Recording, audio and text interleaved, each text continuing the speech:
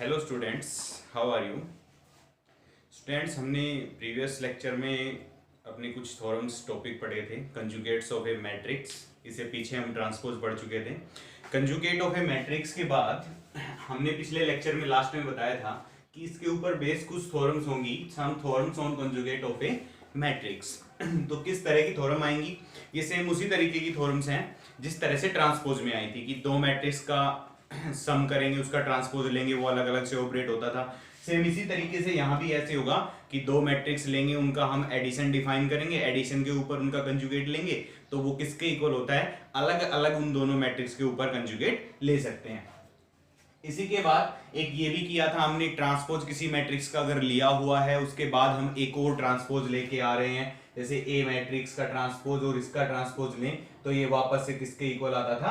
ए के इक्वल आता था। सेम थ्योरम यहाँ पे भी आएगी कि कोई मैट्रिक्स लेंगे, उसके ऊपर उसका कंजुगेट लेंगे, कंजुगेट लेने के बाद दोबारा से उसका कंजुगेट लेंगे तो वापस से आपको फर्स्ट जो गिवन मैट्रिक्स थी वही क्या मिल जाएगी? आपके पास आ जाएगी। इसी तरीके की कुछ थ्योरम्स हैं, तो स्टार्ट करते हैं फर्स्ट थ्योरम से। कि मैंने क्या लिखा है यहाँ पे? ए और बी दो मैट्रिक्स हैं और ए बार और बी बार, बार बोल सकते हो, कंजुगेट बोल सकते हो, ऊपर साइन लगा दिया, ए का कंजुगेट एंड बी का कंजुगेट। दोनों मैट्रिक्स ए और बी के बार लगने पे क्या बन जाते हैं? कंजुगेट्स ऑफ ए मैट्रिक्स बन जाते हैं। तो आपको क्या मिलेगा कि कोई मैट्रिक्स यदि आपके पास गिवन है ए, देखो यहाँ पे मैंने मैट्रिक्स की कोई टाइप नहीं लिखी है, ए और बी कोई भी दो मैट्रिक्स हो सकती हैं, लेकिन आगे जब जब हम थ्योरम्स करेंगे तो वहां पे मैं कंडीशंस अप्लाई करता रहूंगा। जैसे ए मैट्रिक्स कोई भी आप ले सकते हो, उस मैट्रिक्स का आपने क्या लिया? कंजुगेट ले लिया, और इस कंजुगेट लेने के बाद आपने दोबारा से क्या ले दिया? कंजुगेट ले दिया, तो ये वापस से किसके इक्वल आएगा? ए के इक्वल आएगा। क्या कहा कि कोई मैट्रिक्स है उसका कंजुगेट का कंजुगेट किसके इक्वल आता है? वापस से गिवन मैट्रिक्स के इक्वल आता है। फॉर एग्जांपल जैसे ए मैट्रिक्स दी हुई है आपके पास, ए मैट्रिक्स आपने ले ली, ए मैट्रिक्स आपने ली, जैसे मैंने लिखा है यहाँ पे आयोटा 2 आयोटा 5 3 4 आयोटा 6 2 आयोटा और आयोटा। चलो स्क्वायर मैट्रिक्स के तो उस दिन भी एग्जांपल दिए थे, आज हम एक रेक्टेंगल मैट्रिक्स लेते हैं। ठीक है, तो ये हो गया, कितने ऑर्डर की बन गई ये? 3 क्रॉस 2 की। 3 रो है आपके पास और 2 क्या है? यहाँ पे कॉलम है। अब क्या करोगे आप? इसका कंजुगेट लेते हो। कंजुगेट में मैंने बताया था सिंपल कि रियल नंबर्स का कंजुगेट एज इट इज आता है। जो आपके पास प्योरली इमेजिनरी नंबर्स हैं सिर्फ उनका साइन चेंज हो जाता है, अगर वो प्लस के हैं तो माइनस के, अगर वो माइनस का है तो किसका हो जाएगा? प्लस का हो जाएगा। जैसे यहाँ पे आयोटा दिया हुआ है तो ये कितना हो जाएगा? Minus of iota. 2 आयोटा कितना हो जाएगा? Minus of 2 iota. 3 real number है तो ये एज इट इज रहेगा।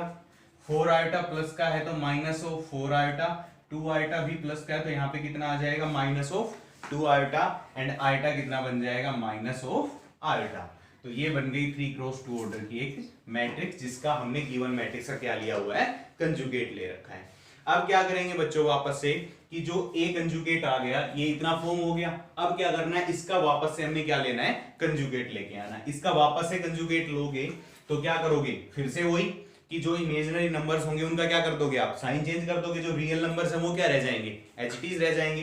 तो इमेजिनरी नंबर्स है उनका हमने क्या करना है? साइन चेंज करना है। तो ये मैट्रिक्स है, इसका हमने क्या लेना है? कंजुगेट लेना है। ये मान लो अब एक गिवन मैट्रिक्स है, इसका हमने क्या ले लिया? कंजुगेट ले लिया। तो देखो पहले माइनस ऑफ आयोटा है, इमेजिनरी नंबर है तो क्या आ जाएगा? आयोटा आ जाएगा। यहाँ पे minus of 2 iota, imaginary number तो कितना आ जाएगा? 2 आयोटा। 3 रियल नंबर है, इस पे कोई साइन चेंज होगा नहीं। माइनस ऑफ 4 आयोटा, 4 आयोटा आ जाएगा। यहाँ पे 2 आयोटा और ये कितना बच जाएगा? आयोटा बच जाएगा। देखो ऑर्डर में कोई चेंज नहीं आता है किसी भी मैट्रिक्स के कंजुगेट लेने पे। मैट्रिक्स का ऑर्डर सेम रहेगा, चाहे आप किसी भी मैट्रिक्स का कंजुगेट ले सकते हो। एक सिंगल मैट्रिक्स का कंजुगेट लेने पे आपका ऑर्डर में कोई चेंज नहीं आएगा। उसके बाद क्या आया कि हमने एक मैट्रिक्स का कंजुगेट लिया, उसका दोबारा से कंजुगेट लिया, तो जो दो मैट्रिक्स एक गिवन मैट्रिक्स थी और दो बार कंजुगेट लेने के बाद जो मैट्रिक्स फॉर्म हुई, दोनों मैट्रिक्स क्या होती हैं? सेम होती हैं। तो अपने पास ये क्या आया है? यहाँ पे सेम आया है। इसके बाद नेक्स्ट चलते हैं नेक्स्ट थ्योरम पे। सेम ट्रांसपोज की तरह जो जो थी सेम उसी तरीके की यहां पे थ्योरम्स है। सेकंड आता है आपके पास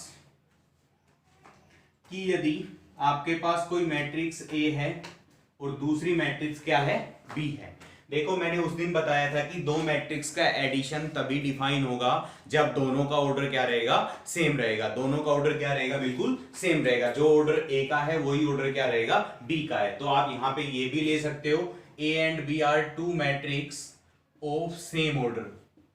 अगर यहां मेंशन नहीं करते हो तो आप कहां मेंशन करोगे, फिर यहां पे मेंशन करोगे, क्योंकि सेम ऑर्डर में हम इसमें ले सकते हैं, फिर आगे में एक मल्टीप्लाई वाली आएगी, उसमें जरूरी नहीं कि दोनों का ऑर्डर सेम रखो। तो इसीलिए मैंने यहां पे ये मेंशन नहीं किया था। हम कंडीशन यहीं पे डाल देंगे। ए प्लस बी अगर कोई मैट्रिक्स है, उनका सम डिफाइन हो चुका है, तो उसके ऊपर अगर आप कंजुगेट लेते हो तो क्या आएगा, ए बार प्लस कितना आ जाएगा, बी बार। दोनों पे कंजुगेट अलग अलग से क्या हो जाएगा, ऑपरेट हो जाएगा। कंडीशन क्या लिखते हो यहां पे, A and B are of same order। देखो सेम ऑर्डर की होंगी तभी डिफाइन होगा यहाँ पे, अगर सेम ऑर्डर की नहीं होगी तो एडिशन डिफाइन नहीं होगा। तो ए मैट्रिक्स कोई हमने ली आयोटा 2 आयोटा 3 एंड यहां पे ले लिया मैंने कितना, 0। ठीक है। बी मैट्रिक्स लेते हैं, सेम ऑर्डर की लेनी है तो 2 क्रॉस 2 ऑर्डर की लेनी पड़ेगी। क्या आ गई 2 क्रॉस 2 की, मान लिया मैंने 2 आयोटा और यहां पे मान लिया मैंने आयोटा और यहां पे 0 और यहां पे कितना मान लिया मैंने, 4। ठीक है। ए और बी दोनों सेम ऑर्डर की मैट्रिक्स आ गई, ये भी कितने ऑर्डर की आ गई, 2 क्रॉस 2 ऑर्डर की आ गई। अब क्या करना है आपको, इनका सम करना है, ए प्लस बी करना है। ठीक है।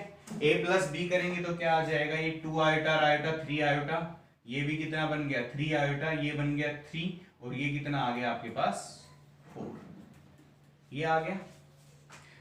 नेक्स्ट स्टेप क्या करना है, इन दोनों का सम करने के बाद आपको क्या लेना है, इसका कंजुगेट लेना है। तो माइनस लग जाएगा जहां जहां पे आपके पास इमेजिनरी नंबर है। तो ये बन गया क्या, माइनस ऑफ 3 आयोटा, ये भी कितना बन गया माइनस ऑफ 3 आयोटा। ये 3 और 4 क्या रह गया, एज इट इज रह गया। ए प्लस बी का कंजुगेट आ गया। यहां पे ए गिवन मैट्रिक्स ये थी, आपने क्या लेना है, ए का बार लिया, कितना आ गया ये इमेजिनरी नंबर, माइनस का साइन चेंज, ये भी imaginary number, minus of 2 iota, ये 3 और 0 आपके पास रियल नंबर है। इसी तरह से बी का बार लिया, ये माइनस ऑफ 2 आयोटा, ये कितना बन गया माइनस ऑफ आयोटा, 0 और 4 आपके पास यहाँ पे क्या है, रियल नंबर है। अब क्या करना है, ए बार प्लस बी बार,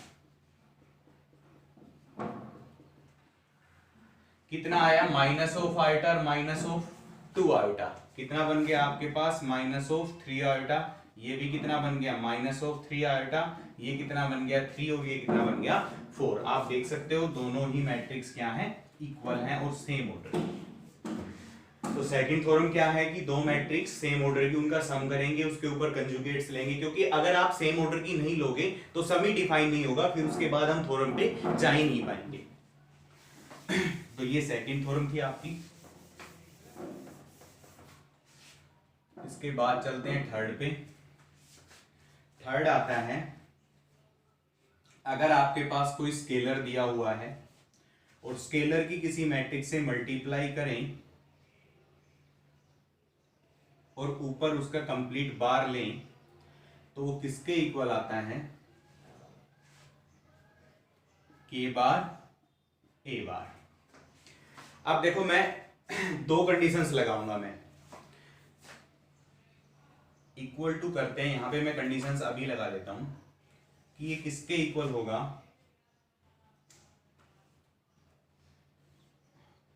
ये होगा के बार ए बार के ऊपर इफ के इज कॉम्प्लेक्स नंबर। समझ गए, इफ के इज कॉम्प्लेक्स नंबर, ये किसके इक्वल होगा, के ए बार के इक्वल इफ के इज रियल नंबर। दो कंडीशंस लिखी मैंने कि कोई मैट्रिक्स है उसको किसी स्केलर से मल्टीप्लाई करते हो, उस स्केलर से मल्टीप्लाई करके उसका कंजुगेट लेते हो, तो दो कंडीशंस आती हैं। वो किसके इक्वल होगा? वो स्केलर बाहर आ जाएगा, उस मैट्रिक्स का कंजुगेट लिया जाएगा। स्केलर दो रूप में बाहर आएगा, एक बार तो खाली स्केलर रहेगा, एक बार स्केलर का आप क्या लोगे? कंजुगेट लोगे। स्केलर का कंजुगेट कब लोगे? जब आपको पता चला कि जिससे मल्टीप्लाई की है वो क्या है? एक कॉम्प्लेक्स नंबर है। मतलब अगर वो स्केलर आपने आयोटा लिया हुआ है या फिर 2 आयोटा लिया हुआ है, कहने का मतलब है अगर आपने वो इमेजिनरी नंबर लिया हुआ है। सेकंड ये कह रहा है, देखो कॉम्प्लेक्स नंबर में यहां पे भी लिख सकता हूं, यहां पे k is an imaginary number. Complex क्योंकि रियल भी कॉम्प्लेक्स हो जाते हैं, तो उसमें कोई दिक्कत नहीं आएगी, वापस से के भी बोल सकते हो, दोनों के अंदर सेम ही कंडीशंस आएंगी। बस बात क्या होगी कि जहां पे आयोटा होगा वहां पे क्या आ जाएगा? माइनस हो जाएगा, या फिर अगर प्लस है तो क्या हो जाएगा? माइनस, अगर माइनस है तो क्या हो जाएगा? प्लस। फॉर एग्जांपल लेते हैं, जैसे ए मैट्रिक्स आपके पास दे रखी है कोई भी 2 3 3 4 4 5, कुछ इमेजिनरी नंबर ले लेते हैं यहाँ पे, जैसे 4 आइटा कर दिया, माइनस ऑफ 4 आइटा कर दिया, तो ये बन गई एक 3 क्रॉस 2 ऑर्डर की आपके पास मैट्रिक्स बन गई। उसके बाद हम किसी स्केलर से मल्टीप्लाई करते हैं। मान लो मैंने आइटा से मल्टीप्लाई कर दिया है, इस पे आयोटा से मल्टीप्लाई कर दिया, तो क्या बन गया? ये k की वैल्यू मान ली मैंने कितनी? आयोटा। तो k a कितना बन गया आपके पास? अब आयोटा इंटू ए मैट्रिक्स, ये 3, ये 4 आयोटा, ये माइनस ऑफ 4 आयोटा, और ये कितना? 5। आयोटा से बाहर मल्टीप्लाई हो गई और मैट्रिक्स एज इट इज लिखती, k हो गया। अब इसका कंजुगेट लेते हैं। कंजुगेट लोगे तो यहाँ पे भी कंजुगेट आएगा, यहाँ पे भी कंजुगेट आएगा, यहाँ पे भी, सब पे कंजुगेट लग जाएगा। कंजुगेट लगने के बाद आपका क्या होगा? आयोटा किस में चेंज हो गया? माइनस ऑफ आयोटा में, और ये क्या आ गया? Minus of 2 iota, 3 minus of 4 iota, 4 iota and 5। Minus of iota बन गया आइटा कंजुगेट, तो बाकी अंदर जो कंजुगेट लगा था वो सारे साइन चेंज हो गए।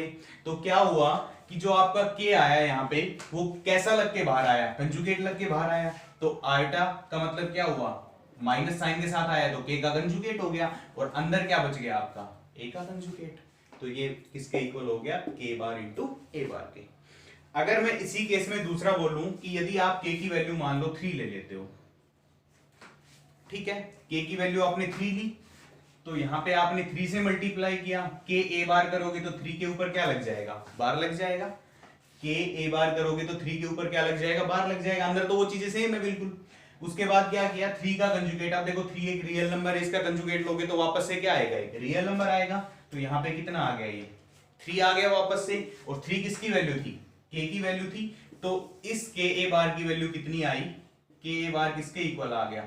k इंटू ए बार के इक्वल। तो k वापस से आ गया। पहले वाले केस में k किसके लग के आया था? k के ऊपर क्या लग के आया था? k बार ए बार। अब क्या आया? k बार। बस दोनों कंडीशंस क्या रही थी कि पहले वाले में इमेजिनरी नंबर था k, इस वाले में एक रियल नंबर था। तो दोनों ही कंडीशंस आएंगी कि यदि इमेजिनरी नंबर हुआ तो ये मिलेगा, अगर रियल नंबर हुआ k तो आपके पास ये आ जाएगा। इसके बाद चलते हैं नेक्स्ट थ्योरम पे। फोर्थ थ्योरम आएगी इसमें एक, कि यदि a और b आपके पास दो मैट्रिक्स हैं और दोनों का मल्टीप्लिकेशन वैलिड है, मल्टीप्लिकेशन हो चुका है, उसके बाद यदि इसके ऊपर बार लगा हुआ है तो कैसी कंडीशंस आएंगी आपके पास? यहाँ पे क्या कहा मैंने कि a और b दो मैट्रिक्स हैं, a और b दो मैट्रिक्स हैं, दोनों मैट्रिक्स के ऊपर दो मैट्रिक्स का मल्टीप्लिकेशन यहाँ पे क्या है? हो चुका है। अब मल्टीप्लिकेशन की कंडीशंस मैंने तब भी बताई थी कि a और b यदि दो मैट्रिक्स हैं और दोनों मैट्रिक्स का आपने मल्टीप्लिकेशन करना है तो उनका मल्टीप्लिकेशन तभी हो पाएगा कब? जब आप a के नंबर ऑफ कॉलम्स किसके इक्वल हो जाए? b के number of columns of a equal to number of rows of b। मान लो कि यहां पे ये मैट्रिक्स A का ऑर्डर 3 क्रॉस 2 है, तो इनका मल्टीप्लिकेशन वैलिड करने के लिए आपको B की जो रो होंगी, जो रो की संख्या होगी, वो क्या लेनी पड़ेगी? 2 लेनी पड़ेगी।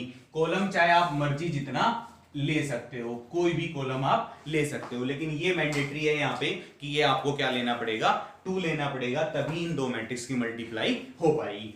तो ये थ्योरम है कि दो मैट्रिक्स की मल्टीप्लिकेशन वैलिड है, हो चुकी है। उसके ऊपर अगर आप बार लेते हो तो कैसे निकल के आएगा ये ए बार और बी बार। ठीक है, यहां पे लिख सकते हो आप multiplication of both matrix are valid, तभी ये थ्योरम अप्लाई हो पाएगी। इसके बाद फिफ्थ आता है आपके पास कि मान लो आपके पास a की पावर n है, n आपके पास कोई भी पॉजिटिव इंटीजर है, उसका आप क्या लेते हो, कंजुगेट लेते हो, तो क्या आएगा a का कंजुगेट और उसकी पावर n। सेम पांचों की पांचों थ्योरम हमने किसमें की थी, ट्रांसपोज में की थी, बस थोड़ा साइन का फर्क था। एक चीज में कमी आई है कि यहाँ पे जो ट्रांसपोज था वो पहले b वाली आती थी, फिर क्या आती थी, a वाली, लेकिन यहाँ पे ऑर्डर सेम रहता है, यहाँ पे ऑर्डर चेंज नहीं होता है मैट्रिक्स का, तो इसीलिए यहाँ पे कैसे खुलेगा, a bar into B bar.